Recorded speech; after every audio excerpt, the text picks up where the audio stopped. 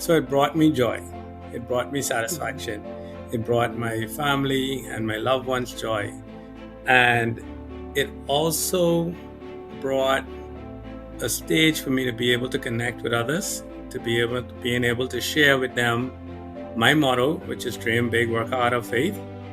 And athletes used to come up to me then and now and say, "Hey, I saw you running. You don't know me. I saw you running," and that inspired me to run. And now I am in the position that I'm in now, be it at the collegiate level or at the professional level or at some executive level.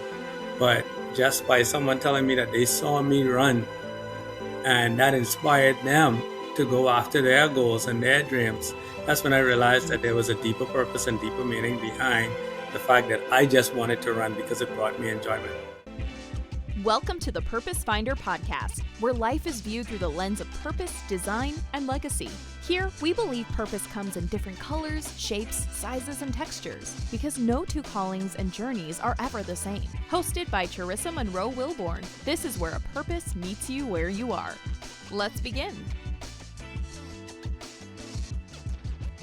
Ladies and gentlemen, welcome to another great episode of the Purpose Finder podcast, where you know our mission is simple: to inspire you to find and uncover your life's purpose and to build a life rich in meaning, fulfillment, and significance.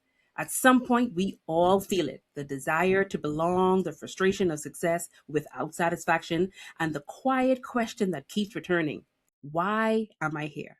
Well, this is the space where that question gets the attention it deserves. I am your beautiful host, Charissa Monroe Wilborn, and this is where we dive deep into everything purpose and how it shapes our decisions, influences every area of our life, and ultimately defines the legacy we leave behind. And today it is my honor and privilege to sit with someone who isn't just thinking about it, dreaming about it, talking about it, but is actively living their purpose out boldly. We'll explore their story, the lessons and journey of life along the way. Welcome, Andretti Bain.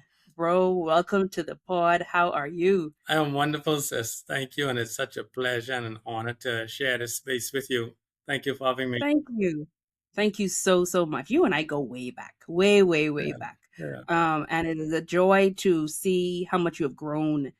And I'm the privileged and honored one here to be sitting to kind of dive deep into who you are now, which is this big sports health mogul, having done a whole lot, accomplished a lot in life, but who also had to go through some things to get there. And so please, they don't want to hear any more from me, but they do want to hear about you. Who is Andretti Bain? Where are you from? What do you do? But let's start at where you are now, all the things you've accomplished, and then go back to where you came from. I appreciate that, sis. Thank you. Where do I start? I am an Olympic and Commonwealth Games silver medalist, NCAA, twice NCAA gold medalist, Pan American Games gold medalist, and now a high performance strength and conditioning and executive coach. Mm-hmm. Did we miss the big one? Did I not hear that? The Olympic silver medalist. Yes. So that means you have done the top of the top in your field, in your career. Yes. And not everyone can say that they know an Olympian, much less care about one, touch one. But here we are having a conversation, and that's where you are now. Those are the things you have accomplished over the years. But I know that there's a journey. Mm-hmm. And I know that in everybody's life, there is a journey as they are discovering their purpose. So before we even get to the journey, do you know when was it, what point, what season, what time, what year, could you say that this is when I recognized that my purpose was health related, but that I would be so great to make it all the way to the Olympics? Absolutely. I was 5 years old. I remember at the age of 5 watching the Olympics. Also, I had an uncle who was very successful throughout the junior circuit and then at the collegiate level. And I remembered seeing his medals, his ribbons, his trophies, and I saw how much joy that brought to my family. And at that point, I said, I want to be an Olympian. I wanted to be an Olympic champion. And I believed in that. I pursued that. I joke about it now, but during career day in high school, all of my friends would say, they wanted to be the doctors, the lawyers, the accountants. And I would always say, I want to run. And so much so that I would get teased and laughed at to say, oh, Andretti wants to run around in circles for the rest of his life. But I was so deeply passionate about that I didn't care about anything else. I knew that I wanted to run, and I felt like track and field was the stage for me to fulfill my purpose. It's funny you share that story because I share this framework with people when it comes to teaching them how to uncover their purpose. And it's all about asking yourself questions. So there are about 21 questions. And one of the questions I ask is, what is the thing that interests you so much, that you love so much to do, that it is pleasing and satisfying to you, but other people laugh at it, other people find it boring, and they don't. And here you are saying the one thing that you are passionate about, everyone is laughing at you. And you're like, yes, watch me run around you, run circles around you, and Absolutely. become an Olympic champion. Absolutely. And because I think people don't look at purpose as they complicate it. And what I appreciate is people are saying, well, what is so purpose related about running? But when you think about purpose, it's almost whatever it is that at the end of the day, yes, it brings you satisfaction, but what are you able to do with it 20 years down the road? Correct. Correct. And so you had to become this Olympian champion along with all of these other accolades you mentioned, so that 10 years later you're doing what you're doing now. I'm going to have you share what you're doing now, but what you're doing now is because you are credentialed enough, you're experienced enough, and you're credible to teach and mentor others because of where you've been, Absolutely. because of what you've accomplished. And here's where I realized the purpose behind running. So it brought me joy. It brought me Mhm. satisfaction. It brought my family and my loved ones joy. And it also brought a stage for me to be able to connect with others, to being able to share with them my motto, which is dream big, work hard, have faith. And athletes used to come up to me then and now and say, hey, I saw you running. You don't know me. I saw you running, and that inspired me to run. And now I am in the position that I'm in now, be it at the collegiate level or at the professional level or at some executive level. But just by someone telling me that they saw me run, and that inspired them to go after their goals and their dreams, that's when I realized that there was a deeper purpose and deeper meaning behind the fact that I just wanted to run because it brought me enjoyment. Do you still think about those friends, school friends today that say, laughing at you and said, Trey just want to run around in circles? Absolutely. I'm still connected with them today. That is so interesting. You run around in circles, and here you are running circles around them. And Absolutely. I don't know who they are, however. But to me, that probably had been greater, like, motivation and encouragement for you to say, "Watch me! Like, I'm going to show you." Absolutely. And I've always found mhm. motivation in doubt or in others' doubt, right? Mhm. It fueled me. I said, okay, if they don't believe that I can do it, then I'm going to show them that I can do it. And I always told myself, if I am not afraid to say what my dreams are, if I'm afraid to say what my dreams are, then obviously I must not believe in it. And so I got fueled. If I said, you know what, I'm going to the Olympics, and someone says, no, I don't think you could do it. Okay, I'll show you. Like, that was fuel for me. Mm. And so the dream big, work hard, have faith. Where did that come from? That started, I think, in high school because I was at the point where I was good. I was above average, but I wasn't exceptional. And Mhm. I had a coach one season came to me and he says, hey, I think you can actually be the best that we have here in the country. And at the Mhm. time, I probably was mid range. And he believed so wholeheartedly in me that he encouraged me to also believe in it. And so I started to say, okay, I need to dream big I'm going to work hard. And through it all, I need to have the faith that all the work that I'm doing, that the dreams that I'm pursuing, that it's actually going to come to pass.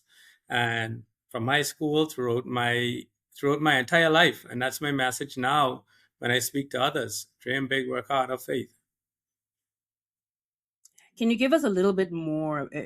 So let's take this as a stage. You're talking to a group of young people, middle age, old people as well, who you want to encourage them to dream big, work hard, and have faith. What is a point under each one of those that we can walk away with today? So the dream for me came with the fact that I wanted to get to the Olympics.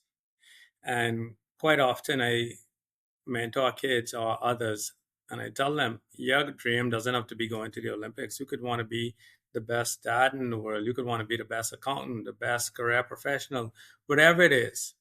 But it starts with what fuels you. What do you think about the most? What do you find joy accomplishing or doing? And then that dream led me to understanding also that, okay, I needed to work for it, right? Faith without works is dead. So I always associated that to that part. If I wanted to achieve my dreams, then I need to work hard towards it. I need to work wholeheartedly towards it. I cannot cheat myself. I cannot cheat others around me. I need to really give my best effort. And that led me to always ensuring that I'm the first one in, the last one out. Like no one would be able to say that they can outwork me in anything, right? Whatever it is that I put my mind to. On the contrary, things that I am absolutely not interested in, um, it gets the bare minimum, right? But if I'm really into something, then I'm working towards it. And that's the encouragement as well. I think a lot of persons sit back and believe that the goals and the rewards are just going to fall out of the sky like manna, right? It's just going to land in their lap. And that's not the case. That is not the reality. Um, God speaks about us having talents, and those who actually work towards it and try to cultivate it, those are the ones who are going to develop it. And for me, the faith part of it now comes into where going through the journey, the faith is most important through the journey, because the journey isn't always linear. It's not always just, okay, I wake up today, I train, and then tomorrow I'm going to be a champion. That's not the case. So for me, the faith always ties into the fact that I had to be resilient, had to stay focused, had to get up whenever I got knocked down. And so the faith part is encouraging others to, hey, you have to stay steadfast throughout the journey. There's probably going to be more losses than there will be wins, but you have to believe that every step is a step towards you achieving those goals and those dreams. That is it. Give us more on there will be more losses than gains. And I think that is so important for us to kind of stay here for a little bit, Dretti, because I think there are so many people that get stuck in the loss. Right. They get stuck in the failures, no matter how many there are. And they believe that, well, if I have more losses, then there won't be any gains or there won't be any wins. How have you been able to work through more losses than wins? But except Beyond, and I'm talking beyond faith, because faith is there. Yes, but there are times when life gets so in the front of us that nobody wants to hear a scripture. Nobody wants to pray. The last thing they think about is God. And so it's just, I don't know what to do. How have you been able to still keep faith at the forefront and then practically say, you know what? Every time I fall, I have to get up. it starts off with having a grateful heart. So for me, Gratitude. yes, I'm always appreciative and grateful for where I'm at. And I find that if there's ever a moment when I become ungrateful or I lose that faith throughout the journey, then I'm not really looking back and accepting the fact that, hey, God brought me this far. Like when I think about my journey, I started off high school. Now I'm starting to really see a future for track and field. At this point now, the path is, okay, go to a good university, and then from there continue to train, develop the talent, get to the Olympic level, get to the professional level. And high school went great. Uh, Coming down to like the last 3 years of my high school career, I became the best in the Bahamas, one of the best in the Caribbean, ran alongside Usain Bolt and others during the junior career, during the junior circuit. And I went off to university, and I remembered my time at ORU, Oral Roberts University. Never visited the campus, just heard about it, accepted a full scholarship because now at this point, my talent is good enough that I can actually get paid to go into school. And when I say paid, I cover school, provide me with a full scholarship, so my parents did not have to worry about coming up with thousands of dollars to provide for me to get a university education. And I went to ORU, and I remembered from the first week that I was on campus, I said, I don't think this is the place for me. Like in my mind, I'm thinking about track and field and professional career, and everyone else is just Bible preaching and trying to get to the pulpit, right? And nothing against that, but I didn't see where the school was focused enough on sports and track and field. And I remember talking to the coach then, and he challenged me. He said, son, you know what? If you feel so great about your potential, then I just want you to see this is how much further you have to go. So it was almost like a reality check, right? Yeah, you may have been good at the junior level, but now you have to get 2, 3 steps more advanced. And I remember talking to my parents about it. And of course, my mom supported, no, yeah, if you don't want to stay there, you go. And my dad is like, no, son, I believe wholeheartedly that this is the place. And that was something that he and I kind of struggled with because I felt like, okay, you weren't supporting me. I want to follow my dreams. But for him, I guess he saw more to it. He saw, okay, you have an opportunity to create history. I wanted to go to universities that had numerous champions, numerous NCAA champions, numerous Olympic champions. And he says, why don't you accept the challenge of being the first person to do it? And that was a very difficult and hard pill to swallow. And long story short, I remained at ORU, and I made up my mind that I am going to do it. And I worked tirelessly to ensure that I could do it. And I remember going past, my freshman, my sophomore, my junior years. Now at this point, I'm also focusing a little bit more on my academics because the reality is that less persons go professional in sports than who actually do beyond high school. And so now I'm thinking, okay, yeah, I need to focus on my degrees. And so at the same time, kind of got focused on getting the bachelor's, the master's, started the PhD. But at the same time, I'm still pursuing my goal of being an NCAA champion and getting to the Olympics. And I remember the season or the year before the 2008 Olympics, I came back to the Bahamas that summer. And right before returning to university, I went to our famous straw market that's downtown, and I went and I got as much Bahamian paraphernalia as I could find. The Bahamas flag, the Bahamas wristbands, whatever it was. And I returned to university and I showed the coach and I said, hey, this wristband here has the Bahamas on it. This next one here says something that is going to happen to you, which is a saying at Oral Roberts University. And this third one here says, expect a miracle. I said, so I'm going to run with these 3 armbands on my entire final season. And once we get to the NCAA championship, I want you to be right here with this Bahamian flag at the finish line because I'm going to take my victory lap with that.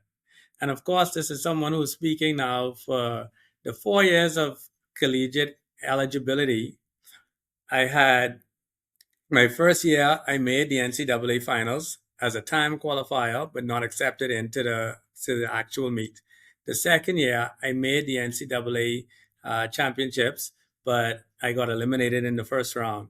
The third year, I made the NCAA championships, made it to the finals, but came 8th in the finals. And I always joke about it right here in the Bahamas. Coming 8th isn't something that's so applauded. However, in the U.S., I was an All American because I am one of the eighth best in the university system, right? And of course, I'm back home and they're like, ah, you going to that meeting, you got last, you got eighth. But nonetheless, I still saw progress. And when I came back my final year, I told my coach, I said, I am going from all of the failures through this journey, and I'm going to become an NCAA champion.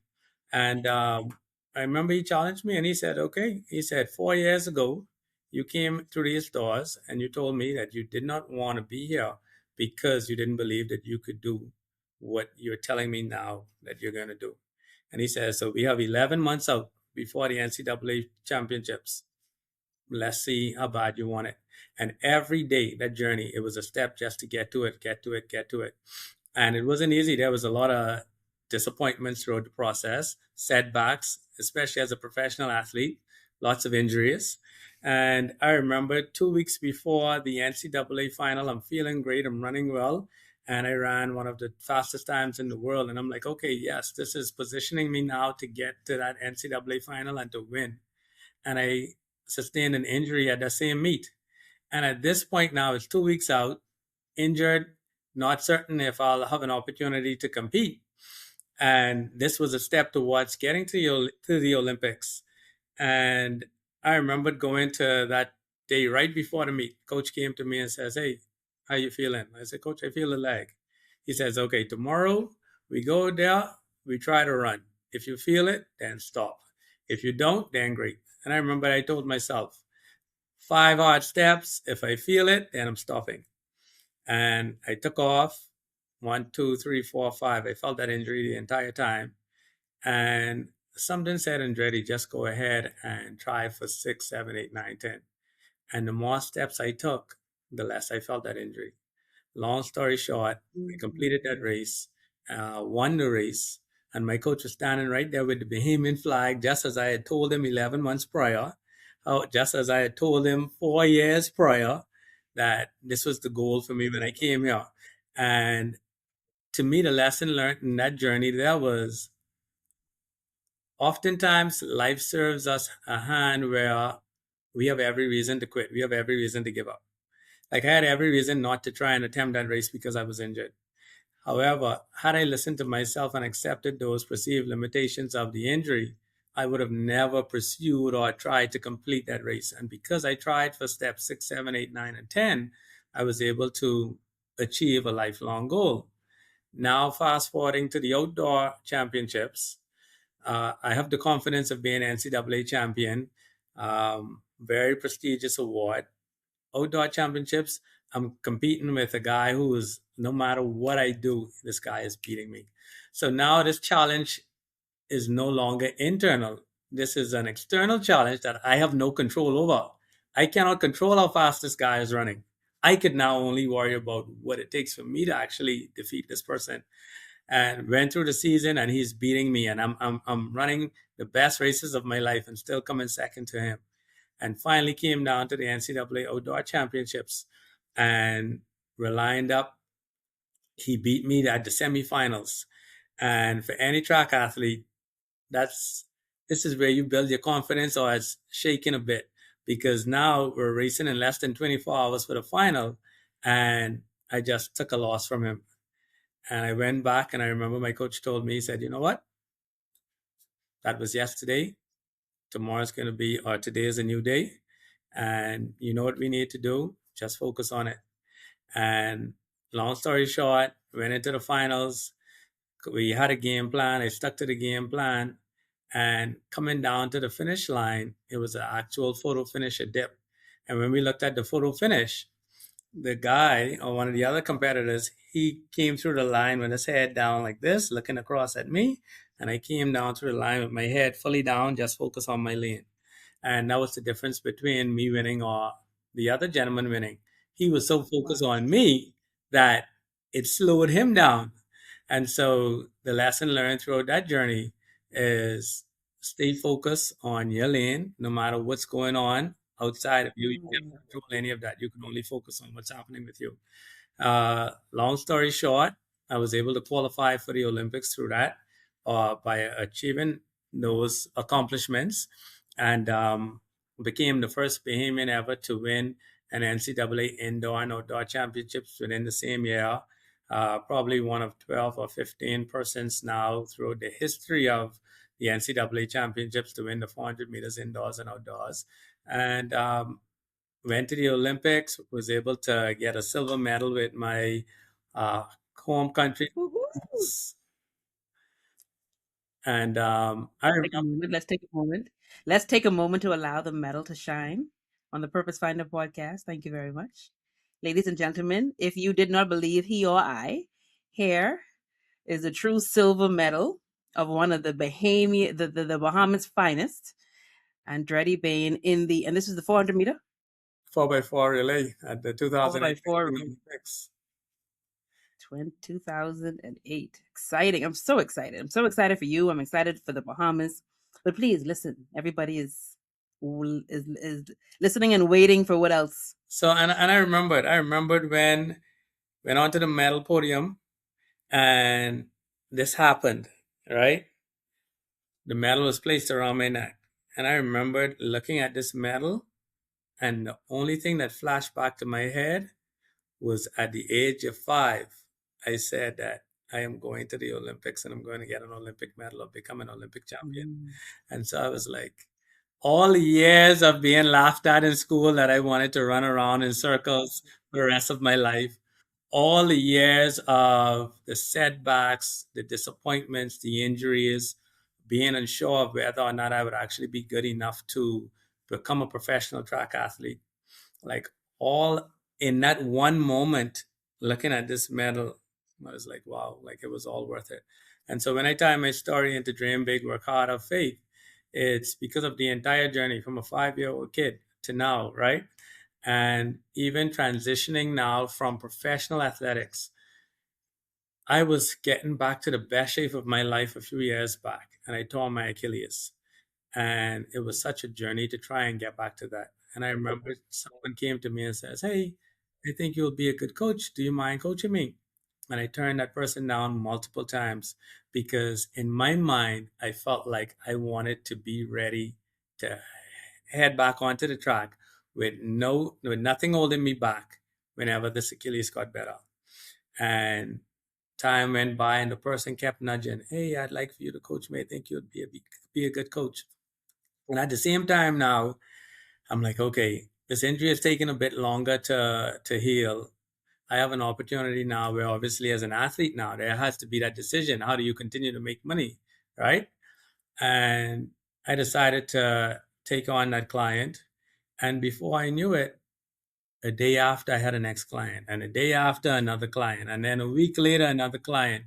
And then it was just a process of just gradually building. And at this point now, I'm starting to fall in love with the process of helping others. And it wasn't only track and field coaching, it was also like health and fitness coaching.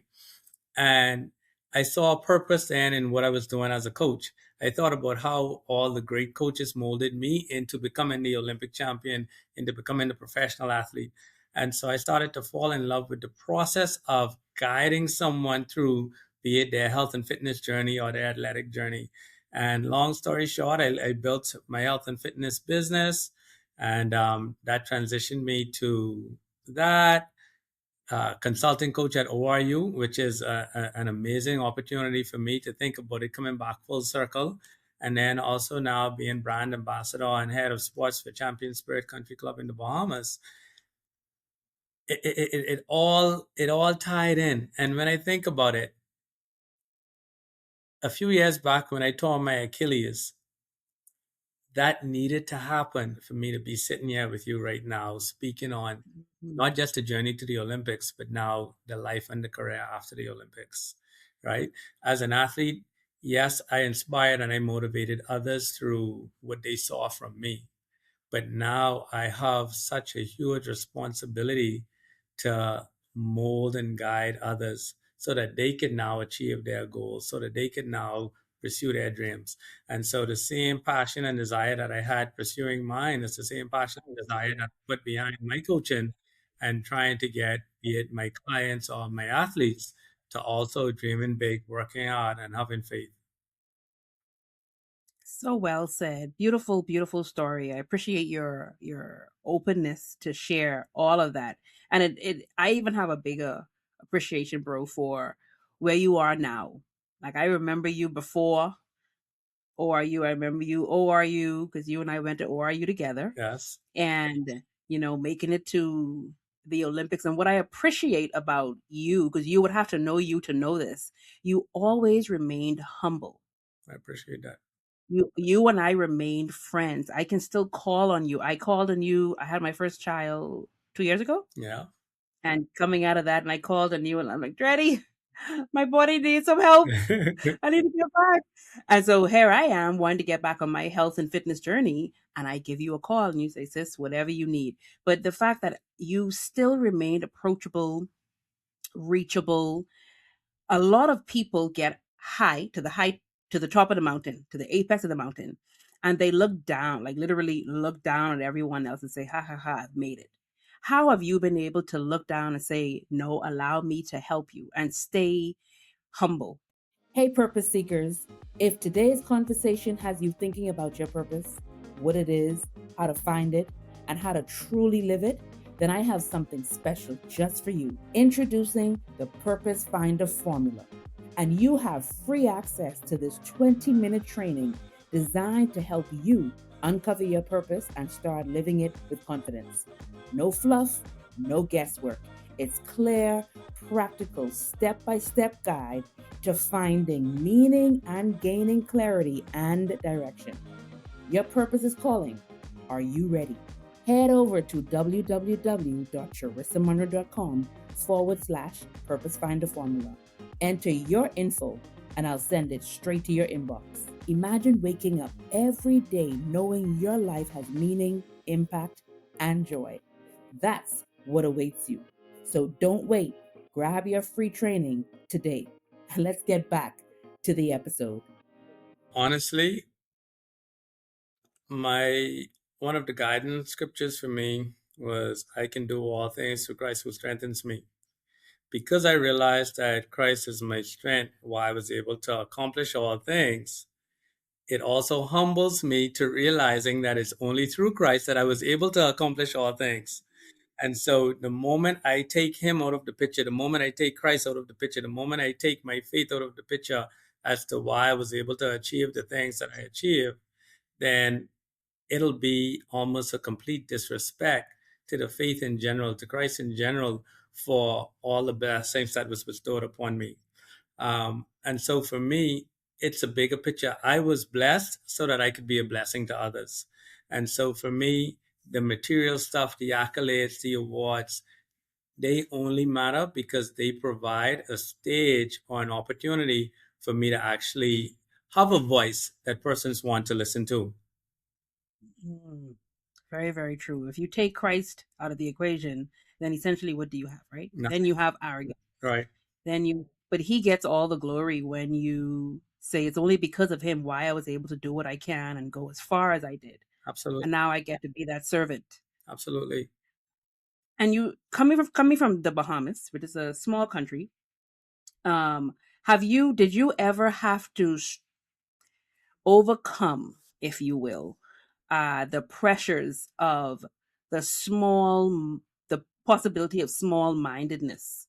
So not your parents, because I see that mom and dad supported you, but those of friends or just the Bahamian community. Did you get support, or did you get, boy, you going over there and you ain't gonna get no further, or you going over there, why don't you do, like, did you get any of that and have to deal with that?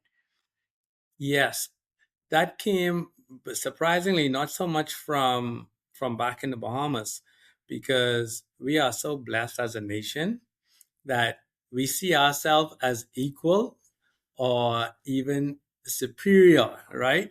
We have that faith, we have that belief that, hey, we could do whatever we put our minds to, right? We just gotta get out of And here. absolutely. And it's always been great to have the great Bahamian examples.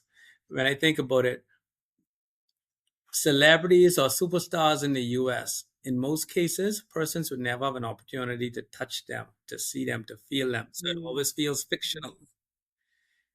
Here in the Bahamas, you walking past these persons every day in the food store, all that stuff like that. So now you could touch, you could see, you feel that it's real.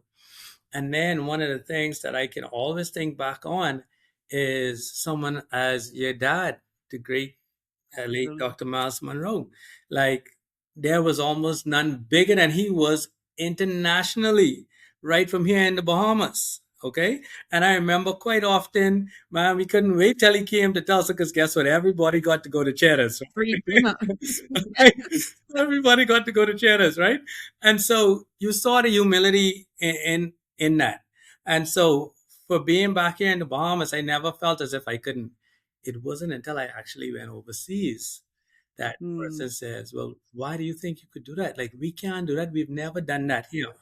And that's when mm. I realized, okay, I was planted here to prove that it can be done, not only here, but it can be done anywhere.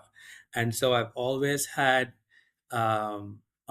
been blessed with having great friends and friends who are so successful in their own right. Yourself, Charo, Jane, some of our other friends, Tyrone, wherever it is, whoever it is.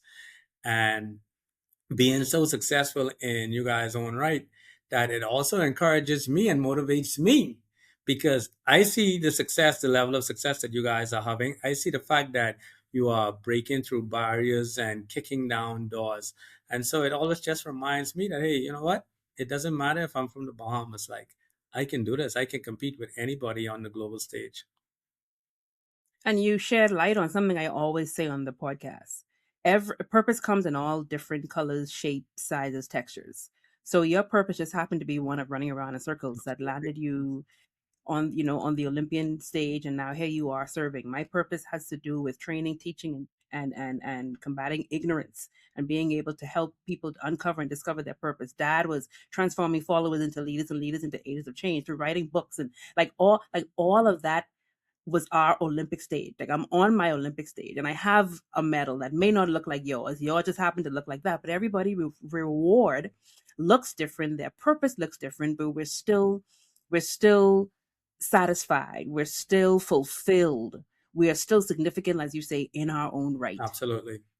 As I don't want you, man, woman listening, boy, girl, to this podcast and think, oh, well, if I don't make it to an Olympian stage, I'm not successful. I'm not filling my purpose.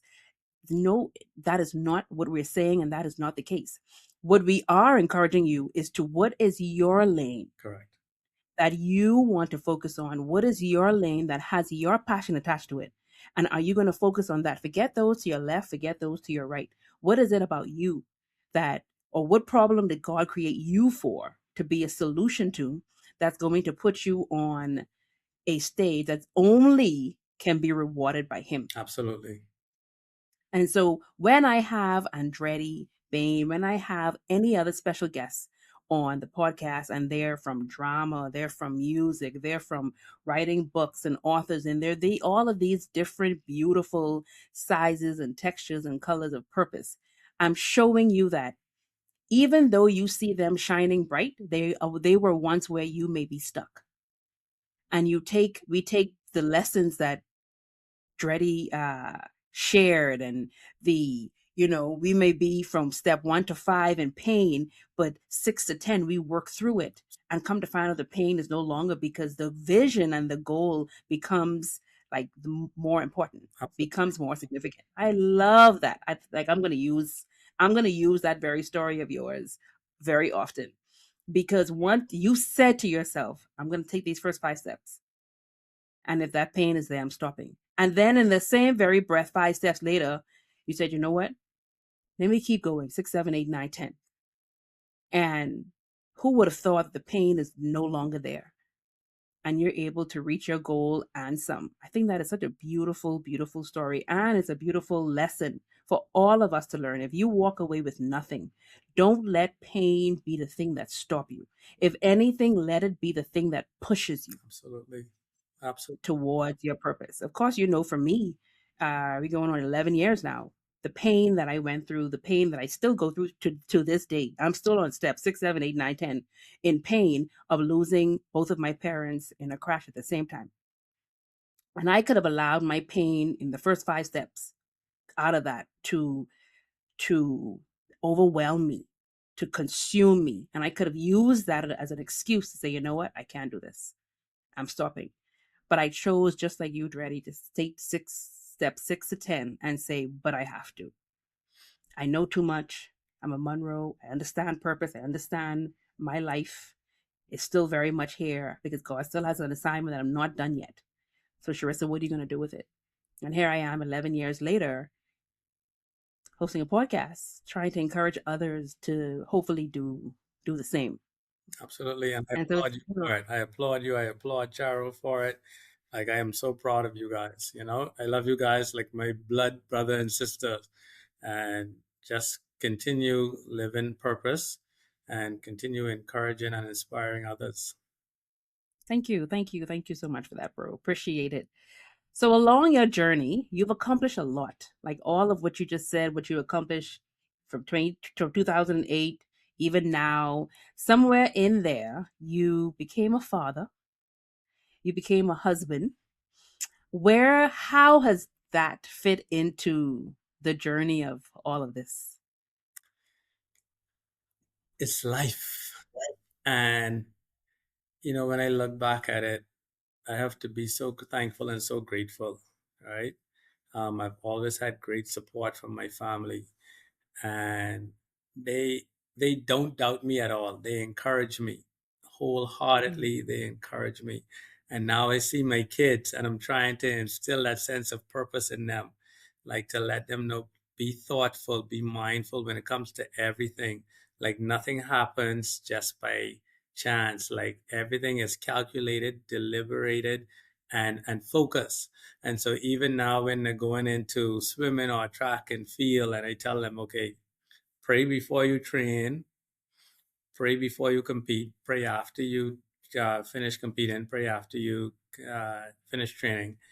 But be mindful of the process and the journey, because very quickly you're probably going to look back at this, be it you becoming a professional athlete. I would love it, but there's no pressure to it for them, but more so trying to ensure that I'm able to groom world-class citizens and adults and persons of high character. And so, man, just sitting back and watching them, like, this is where my coaching now is really put to practice on what's happening with Ari and Dreamy. And so How old are they? Ari is 8, Dreamy is 5. And, as I call him Dreamy, because his middle name is Dream, right? And, I speak to them and I speak life into them all the time. I tell them all the time that, your name will ring great across stadiums around the world, be it in sports, be it in life, whatever it is. Like, persons are going to know you guys for a life of purpose.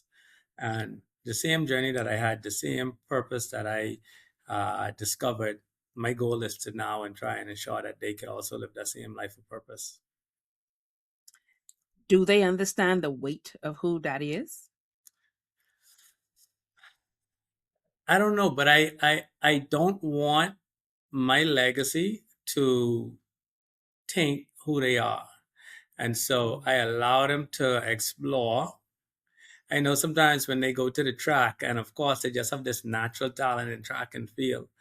And, I could see it in my daughter's eyes when persons say, oh, you Andretti Bain's daughter, because she's winning up everything and this and all that. The same with my son, right? And I see how they light up. And now they are very conscious. So they go on YouTube and they watch my races, and they see what it is. And oftentimes I would take them back to some of my old stomping grounds, took them to ORU so that they could see, the awards and the honors and all that stuff like that.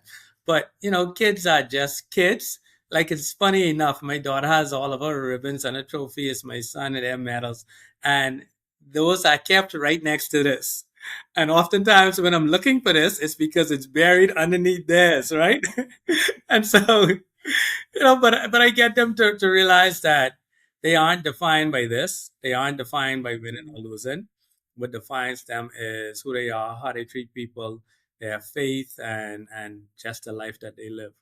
And so it's a journey, and I'm enjoying being a coach to them. Have any of them ever said, Daddy, I'm going to the Olympics just like you? They say it all the time. And Okay. sometimes I tell them, like I remembered my son loves to sometimes put his feet in my shoes. And someone at one point said, "Oh, those are some big shoes to fill," because of course, his little size ones trying to fit inside my shoes. And I always tell him, I say, "Son, these aren't shoes for you to fill. Your feet are going to be bigger than mine. Like you're There you going go. to do more than I would have ever accomplished." The same to my daughter. I said, "So I don't want you to think about trying to fill my shoes. I want you to try and ensure that your feet are bigger than mine." Hmm. And so it's funny when you say they're already saying that they're going to go to the Olympics just like you, and you're looking for your medal. What they're saying is, no, we're going to hide Daddy's medal because ours is more important. Ours is bigger than his, and we're going to do bigger and better things. Your thinking is just buried under there. They're like, no, we're going to cover this up. Absolutely. I love it. I love it. I love it. I love it. And I'm grateful you talked about the shoes because, you know, to this day, I meet people and they still say to me and my brother both, your dad had really big shoes. You guys have big shoes to fill, or you must follow in his footsteps. And depending on who I'm talking to, I snap back if I could use that. Mm-hmm. And it's very much that very same answer. I really don't have to fit my dad's shoes because, to be very honest, and I've said it on so many stages standing next to him, like my desire is to be a lot greater than my father. Right. And if I am going to be greater than him, then that means as big as my dad's shoes are, and they really are big, I intend for mine to be a lot bigger. Absolutely. I am learning and it's being revealed to me time and time again by God himself that I am meant to have bigger shoes. My dad's shoes are meant to be a guide, just as his footsteps are meant to be a guide along the way until eventually God takes me on my own path. Right. And so to even already go places where my dad has not yet been. People wish they know about him, they heard about him, he was supposed to be there, but he never made it. But here I am. Absolutely. And they're grateful for that. And so it's that legacy that you were building. It's that legacy that you built. And now you have young children who are looking up to that legacy, saying already at 5 and 8, we are going to start to build our own, to carve out our own. And even I think of you as a coach. When you think of you as a coach, do you still maintain a relationship with your coaches? Absolutely. As a matter of fact, every time I achieve or receive an additional coaching certification, not only do I send them that certification, but I also say, thank you. Because of you, I am doing what I'm doing now. Because of you, I'm in the position that I'm in. And my goal is to be half the coach that you once were. That's the level of respect that I have for my coaches. So every last one of my coaches, from my very first coach through my neighbor, as I was a kid at 5 years old running around, which was one of my neighbors, to my last professional coach. Every time when I see them, hey, thank you. Because of you, I'm in the position that I'm in now.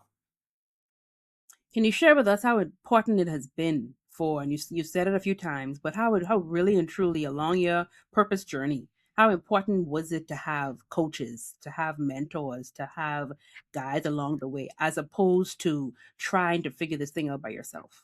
Oh, that was extremely important. I didn't realize it until coming down to the ending part of my career, where I had one of my coaches says, "You know what, Andretti?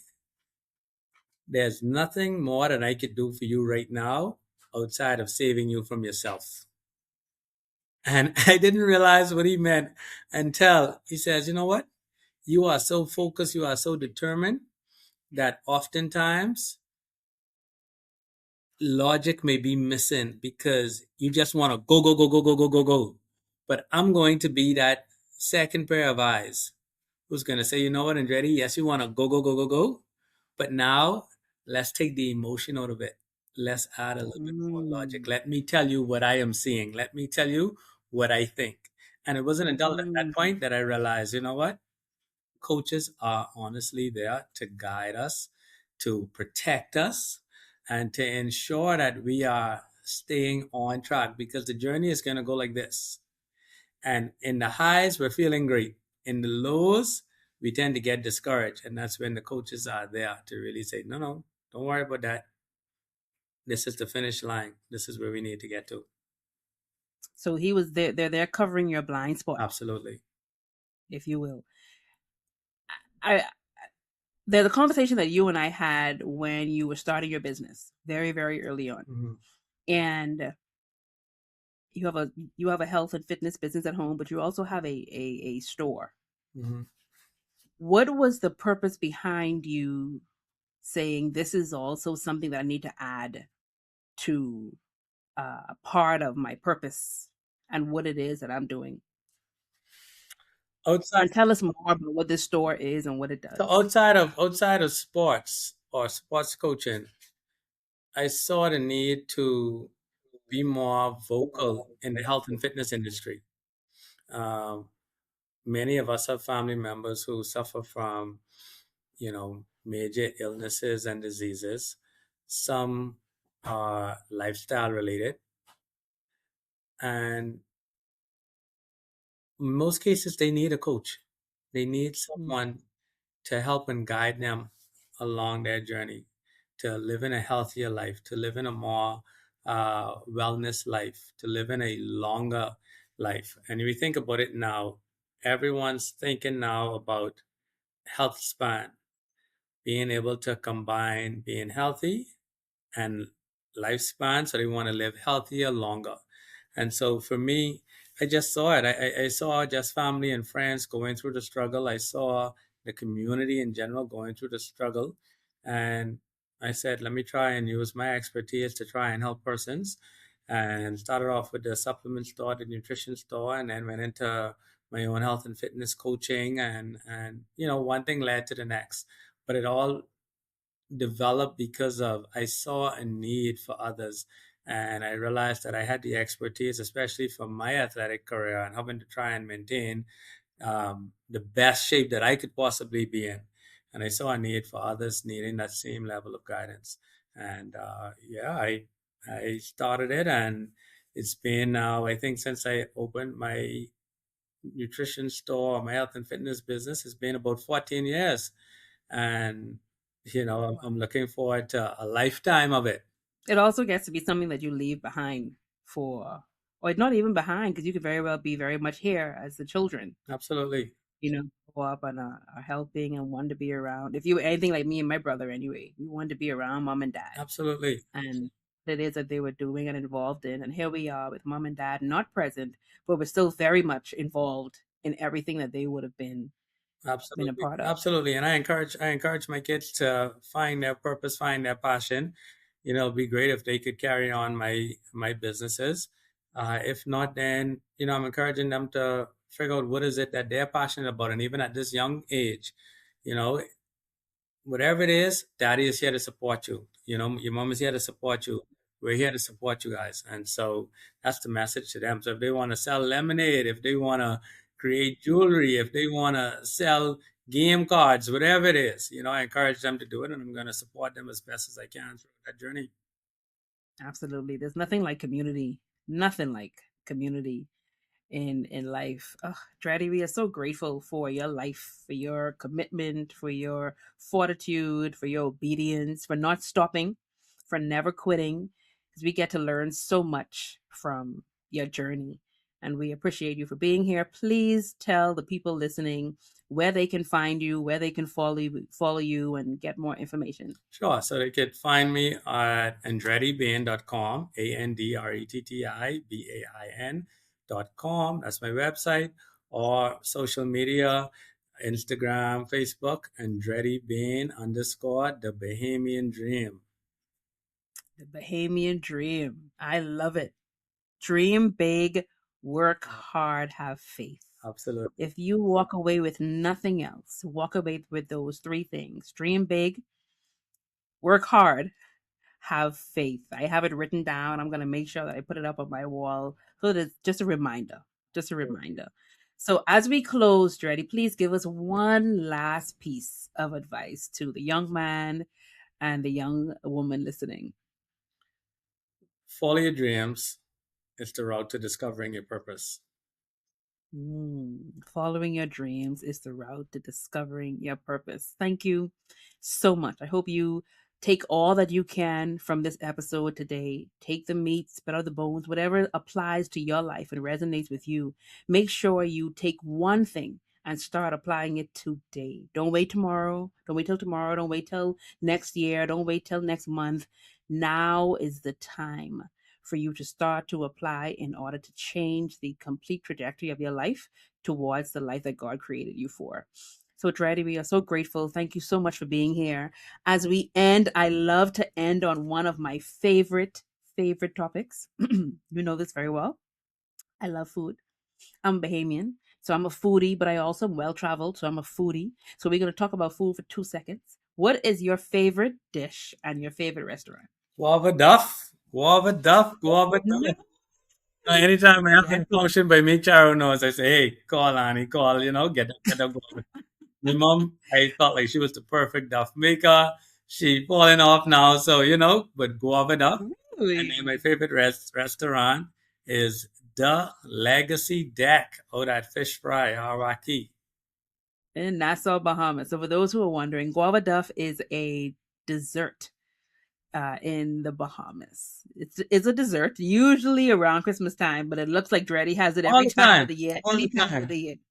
That's the best you can get. Guava duff. Oh, and I love guava duff, and it have to have some rum. If it ain't have no rum, I ain't I can't drink rum, but I can eat it. So it has to be, the guava duff on Absolutely. Exactly. That was me and Dad's secret. Shh, don't tell me. Yeah. We ain't gonna drink it, but we're gonna eat it. Oh, Dretti, it's been a pleasure and a joy having you here. Thank you so much for passing by. And to all of those listening, this is another amazing, fantastic, wonderful episode of the Purpose Finder podcast. I am your host, Charissa Monroe-Wilborn, and until next time, see you soon. Bye. That brings us to the end of today's episode of the Purpose Finder podcast. If this conversation resonated with you and added value, take a moment to like, share, and leave a comment. We would love to hear what inspired you. Be sure to subscribe so you don't miss what's coming next. Thank you for spending this time with the Purpose Finder podcast. We'll see you in the next episode.